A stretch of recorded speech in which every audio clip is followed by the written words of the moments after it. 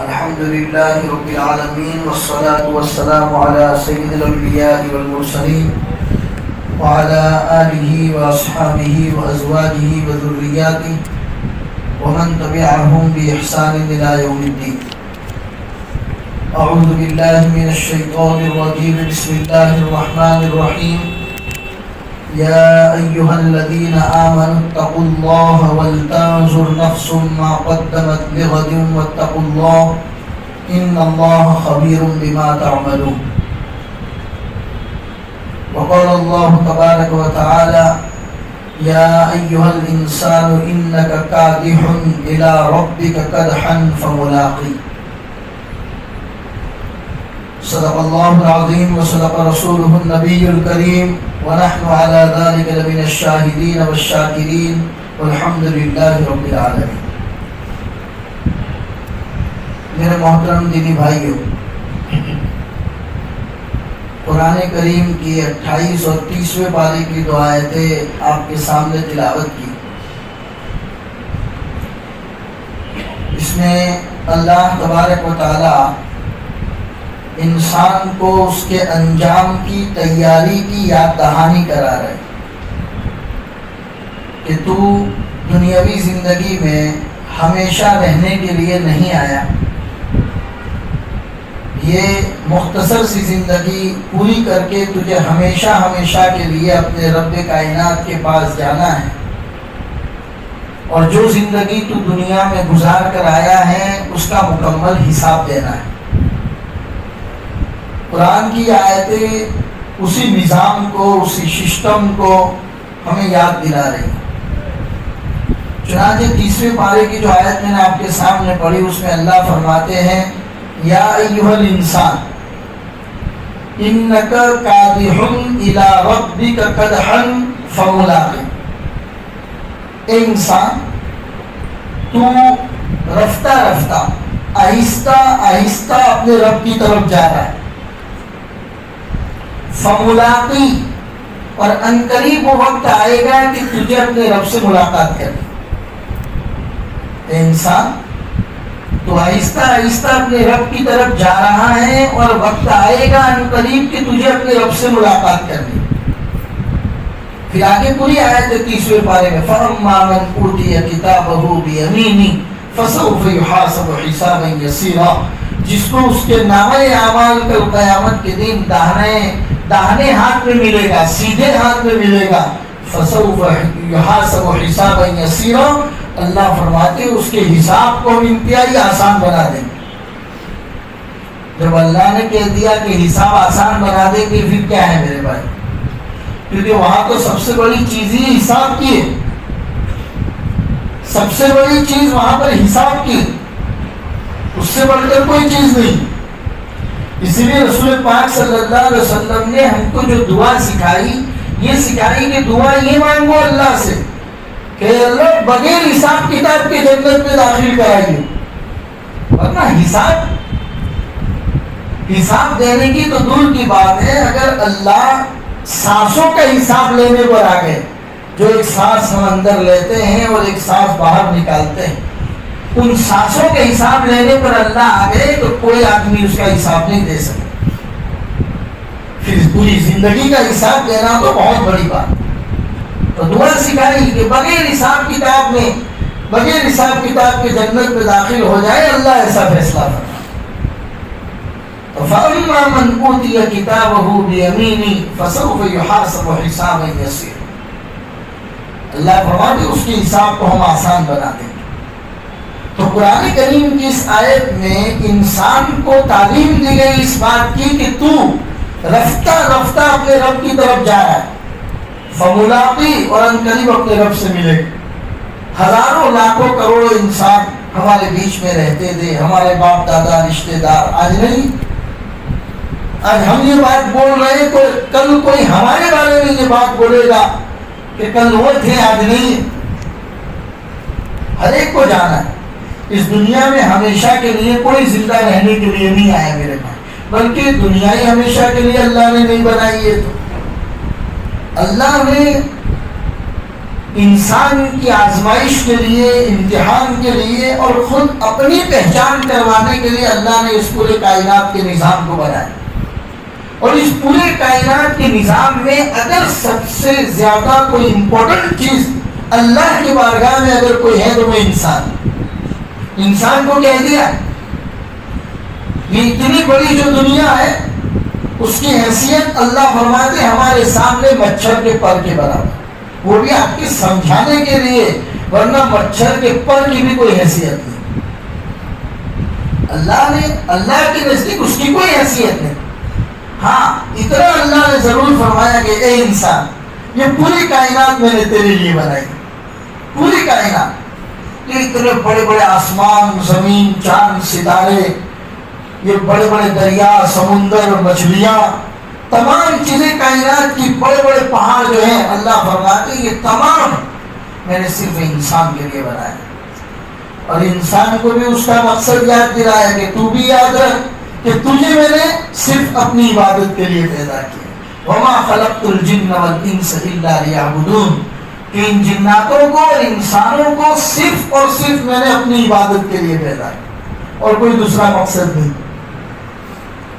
اس لیے 28ویں پارے کی جو آیت میں نے آپ کے سامنے پڑھی، اس میں اللہ فرماتے ہیں یا ایھا الذین آمنوا اتقوا اللہ ولتنظر نفس ما قدمت لغد.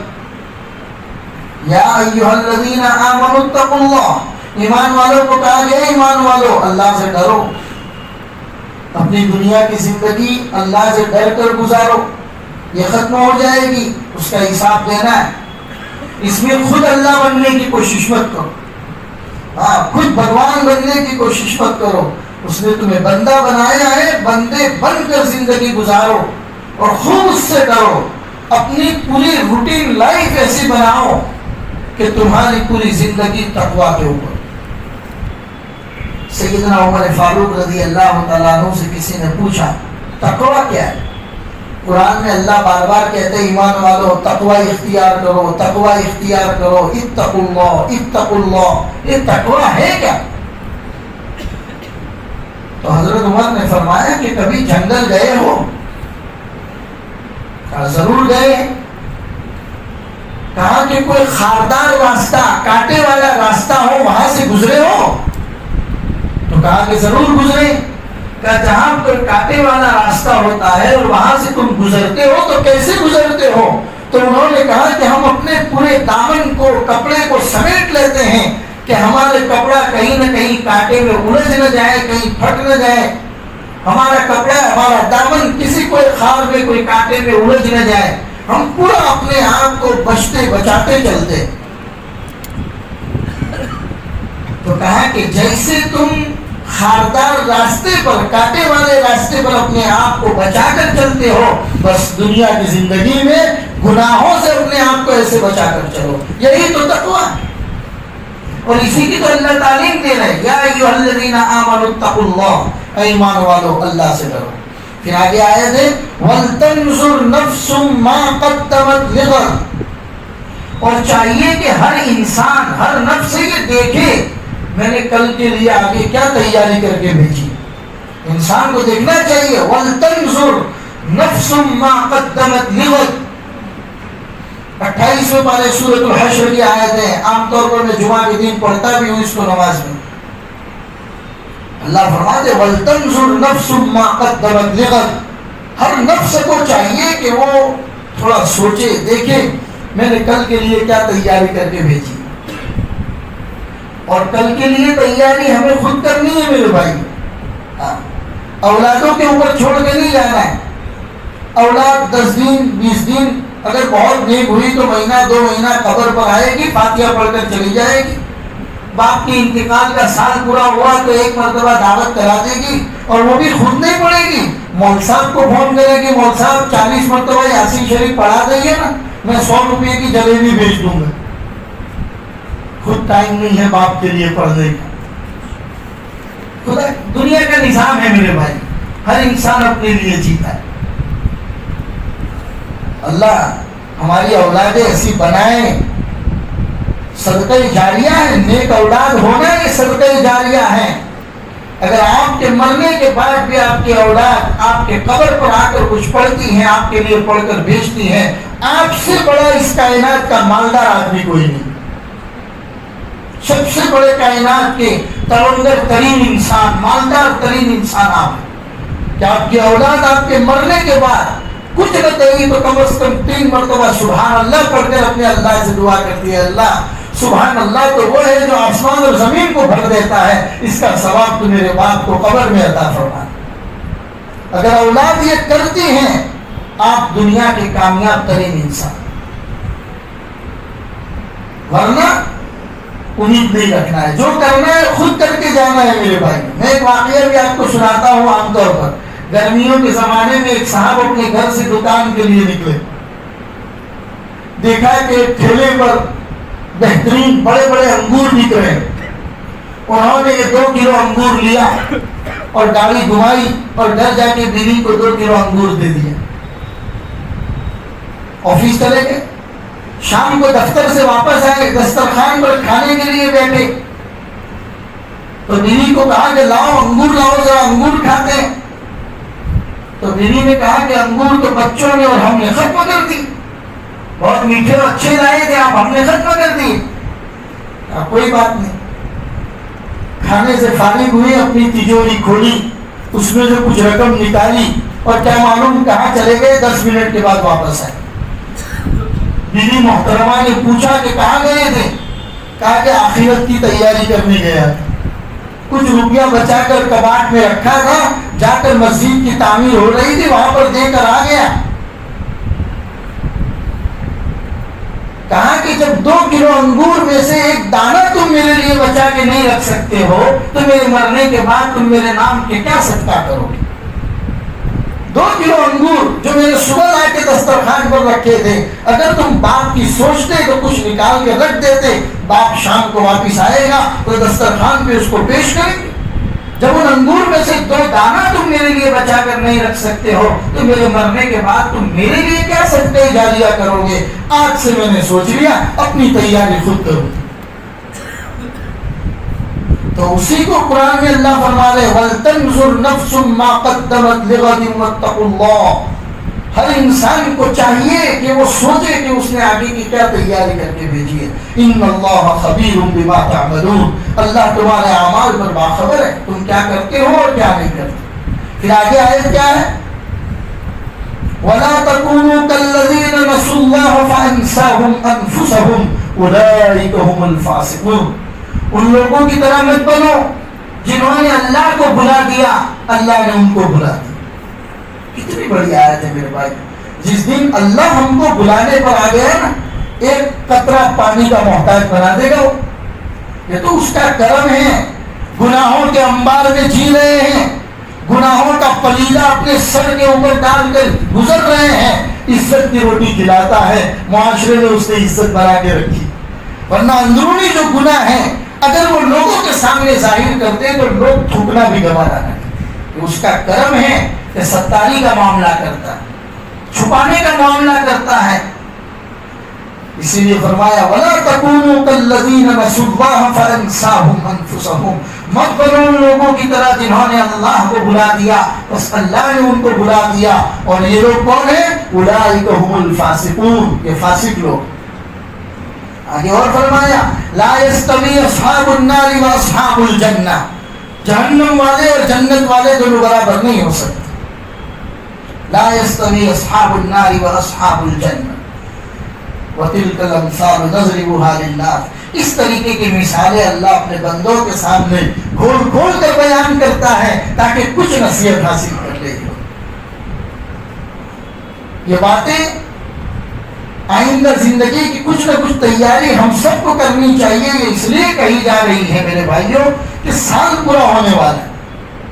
میں نے گزشتہ جمعہ کو آپ کو سیدنا حضرت عیسیٰ علیہ السلام کی تاریخ بتائی تھی۔ عیسائی لوگ کہتے ہیں کہ 25 دسمبر کو حضرت عیسیٰ علیہ السلام پیدا ہوئے تھے، اس لیے اس دن کو یوم کرسمس کے نام سے وہ مناتے ہیں۔ اور اس کے بعد مستقل ایک پارٹی کا دور چلتا ہے سال کے اختتام تک، اور پارٹی کا اختتام ہوتا ہے 31st نائٹ کے نام سے۔ 31 کی رات، 31 دسمبر کی رات کو 31 نائٹ کے نام سے مناتے ہیں، اور پوری دنیا میں فحاشی، اریانی، شراب اور شباب کے وہ ننگا ناچ ہوتا ہے میرے بھائیوں کہ اگر اس آسمان کو اللہ اجازت دے دے گرنے کی تو آسمان مصیبت پہ گر جائے، اگر اللہ اجازت دے دے زمین کو کپکپانے کی یا پھٹ جانے کی تو زمین پھٹ جائے اور ان لوگوں کو اپنے اندر سمو لے۔ لیکن وہ کریم ذات، اسی لیے اس کی صفت حلیم ہے۔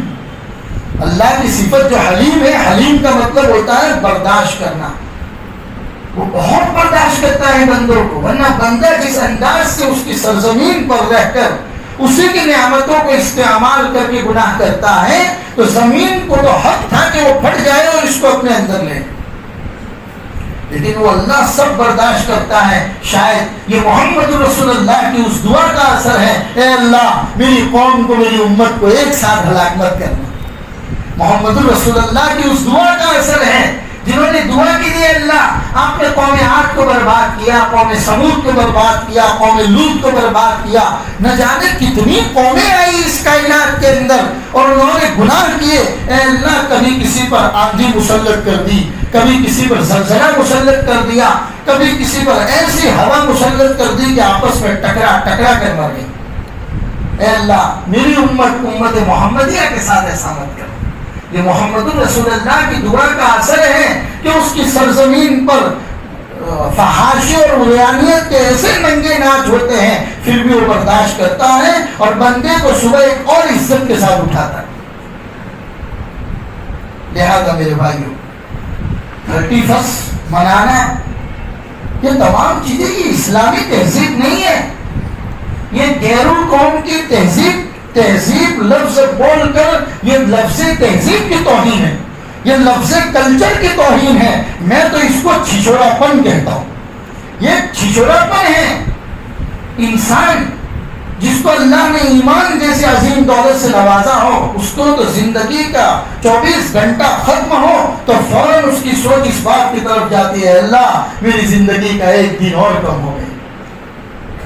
اس کو کسی شاعر نے کہا ہے، ایک اور اینٹ گر گئی دیوار حیات سے، زندگی کی جو دیوار تھی اس میں سے ایک اینٹ اور گر گئی، ایک اور اینٹ گر گئی دیوار حیات سے، نادان کہہ رہے ہیں نیا سال مبارک۔ ایک اور اینٹ گر گئی دیوار حیات سے، نادان کہہ رہے ہیں نیا سال مبارک۔ نیا سال کی مبارکبادی دینا کس بات کی مبارکبادی؟ ہاں آپ اپنے آپ کو ٹٹولو کہ جب سال شروع ہوا تھا تو میں نے اپنی ذات کے لیے کچھ عہد کیا تھا، کچھ وعدے کیے تھے کہ اس سال اللہ کی خوب عبادت کروں گا، نافرمانی نہیں کروں گا، اس کے راستے میں صدقہ اور خیرات کروں گا، وقت کی قدر کروں گا، ناقدری نہیں کروں گا، اللہ نے جسم دیا ہے اس کی حفاظت کروں گا، اللہ نے مال دیا ہے اس کی حفاظت کروں گا۔ آپ نے اگر اس طرح کے وعدے کیے تھے اور اسی کے مطابق اگر آپ نے اپنی زندگی گزاری ہے، یقیناً آپ کو حق ہے کہ آپ خوشی منائیں، اور اگر ایسا نہیں کیا تو میرے بھائیوں یوں سمجھو زندگی کی جو عمر اللہ نے آپ کے مقدر فرمائی تھی اس میں سے 1 سال اور کم ہو گئے۔ اور ہم تو مسلمان ہیں، اسلام ہماری تہذیب ہے، قرآن مقدس ہمارا انسائکلوپیڈیا ہے، اسی کے مطابق ہم اپنی زندگی کو گزارتے ہیں۔ تو ہماری تعلیم تو اسلامی سال ہمارا شروع ہوتا ہے یکم محرم الحرام سے، اور وہ شروع ہو چکا ہے، وہ شروع ہو چکا ہے، جماعت ثانی چل رہا ہے، ابھی تو 2-3 مہینے کے بعد رمضان بھی آ جائے۔ دیکھیے آپ کہ محرم الحرام سے سال شروع ہونے کے بعد کیا ہم نے اپنی زندگی کو بدلا کہ نہیں بدلا؟ اپنی زندگی کو اللہ اور اس کے رسول کے احکام کے مطابق گزارنا شروع کیا کہ نہیں کیا؟ یا پھر پہلے غفلت والی زندگی جو گزرتی تھی آج بھی وہی زندگی گزر رہی؟ لہذا میرے بھائیو نئے سال کے نام پر عریانیت کو پھیلانا، فحاشی کو پھیلانا اور اپنی بستی کے اندر ایک طرح کا چھچوراپن پیدا کرنا یہ اسلامی تہذیب نہیں۔ مسلمان تو ہمیشہ ایک دن ختم ہونے کے بعد اپنے پچھلے دن کی فکر کرتا ہے، کیونکہ اس کو حساب دینا ہے کل قیامت کے دن اللہ کو جا کر، اپنی پوری زندگی کا حساب دینا ہے کہ میں نے اپنی زندگی کیسے گزاری ہے۔ جس دن بچہ ماں کی پیٹ کے اندر تیار ہوتا ہے اور اس کے اندر روح پھونک دی جاتی ہے، اسی دین سے اس کے اللہ تبارک و تعالیٰ اس کا اختتام کے دین کی تاریخ بھی لکھ دیتے ہیں کہ کس دن مرنا ہے، وہ اسی وقت تک طے ہو جاتا ہے۔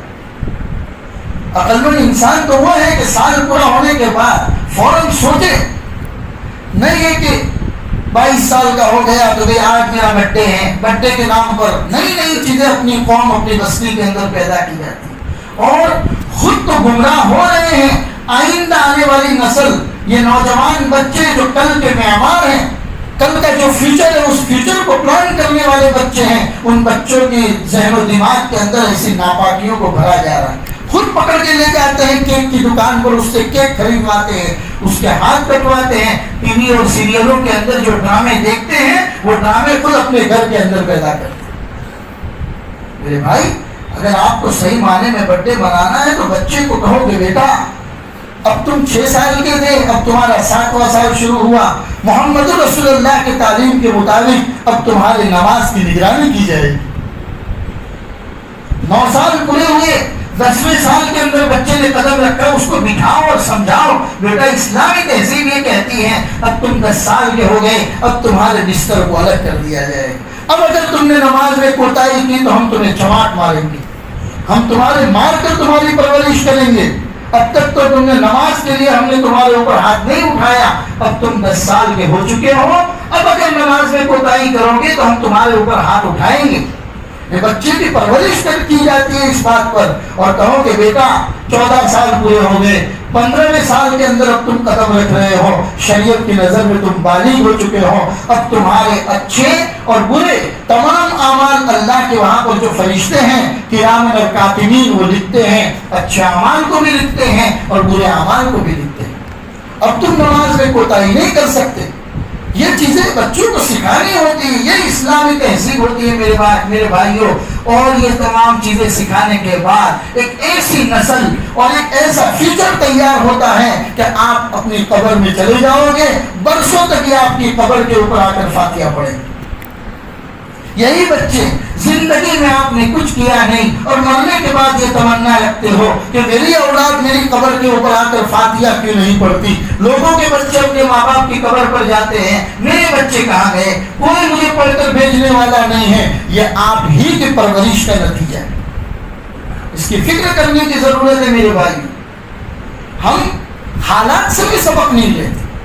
ہماری وقت کتنی بڑی چیز ہے، جس کو عربی کی ایک کہاوت میں کہا گیا کہ الوقت اثمر من الذهب، ٹائم از منی بولتے ہیں ہم لوگ، ٹائم از منی، اس کا مطلب منی کو بھی آپ نے بہت زیادہ حیثیت دے دی۔ ہم تو کہتے ہیں کہ بھئی ٹائم از منی بھی نہیں، الوقت اثمر من الذهب نہیں، وقت سونے سے زیادہ قیمتی نہیں ہے، وقت ہر چیز سے زیادہ قیمتی۔ اور ہم مسلمان قوم ہیں جس کی عبادت میں سے ہر عبادت کو اللہ نے وقت کے ساتھ جوڑ کے رکھا ہے۔ 5 وقت کی نماز وقت شروع ہونے پر پڑھنی ہے، ختم ہونے پر ختم کر دینی۔ روزہ دیکھیے، روزے کی ابتدا ایک مخصوص وقت سے شروع ہوتی ہے، طلوع آفتاب سے لے کر اور صبح صادق سے لے کر غروب آفتاب پر آپ کو روزہ رکھنا ہے۔ زکوٰۃ سال میں ایک مرتبہ وقت نکال کر اس کا حساب لگانا ہے۔ حج مخصوص ایام میں جا کے آپ کو حج ادا کرنا ہے۔ اسلام کی جتنی عبادتیں ہیں اللہ نے تمام عبادتوں کو وقت کے ساتھ جوڑ کر رکھا ہے۔ اسی اسلام کے ماننے والوں کا المیہ یہ ہے کہ ان کو وقت کی قدر نہیں، یہ اپنے اوقات کی بربادی چائے کی ٹپریوں پر کرتے ہیں، وہ اپنے اوقات کی بربادی دوست و احباب کے ساتھ بغیر کسی کام کے خوش گپی میں بیٹھے ہوئے اپنے وقت کو گزارتے تھے۔ یہ اسلام کے ماننے والوں کا یہ حال ہے میرے بھائی، جن کی ایک ایک شریعت کی تعلیم وقت کی تعلیم دیتی ہے، اس لیے اس کی قدر کرنے کی ضرورت ہے۔ حالات سے سبق لیجیے میرے بھائیوں۔ اللہ تبارک و تعالیٰ بندے کے اوپر کبھی بھی کوئی حالات لاتے ہیں، کہتے ہیں کہ راستے چلتے ہوئے اگر ٹھوکر لگ گئی، یہ ٹھوکر اس بات کی دلیل ہے کہ اللہ آپ کو اپنی طرف متوجہ کرنا چاہتا ہے۔